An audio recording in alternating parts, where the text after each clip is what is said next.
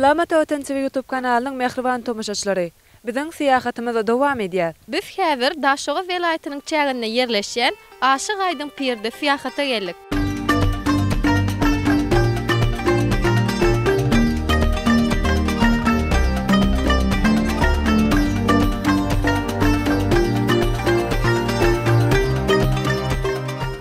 Mehriban müştokları bilşimiz ýaly Daşoga welaýaty bir näçe dörejlik ukyby bolan şahsiýetleriň mekany hataplanýar. Türkmenistanyň geografiýasynyň beli bolşy ýaly Daşoga welaýatynyň bu günjegünden Aýdymyň wasadyň ustasy bolan asyl ady Şehaweddin Abu Hafs Ömer bin Abdullah as-Suhrawerdin, ýagny Aşyk Aýdym Pir hem ýaşapdyr.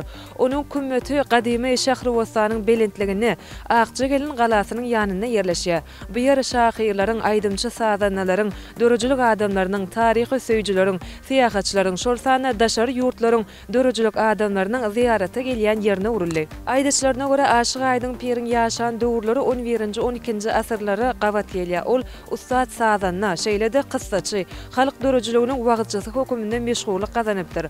Onuň bilen beýik döwletleriň hökümdarlary hem geňeşipdirler. Piriň ady günnägör halklaryň aglawasynyň hekaýalaryna, rowaýatlaryna we folklor eserlerine agzalyp geçilýär.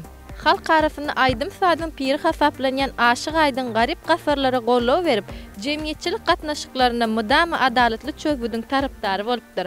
Aşyk Aýdym Pir halk tarapyndan uly hormatdan peýdalanýan edebi eserleriň mifika gahrymany hökmünde hem bellidir. İl içinde aýdyşlaryna görä Aşyk Aýdym Pir köp ugurdan ilmi bolan, tebigy zehirli adam bolup, funat içinde bilinýän felsefe pikirleri bilen köpleri hayrana goýmagy başarýan adam bolupdyr. Şonuň üçin hem akyldaryň ýanyna dürli ýerlerden adamlar gelip ondan maslahat sorapdyrlar.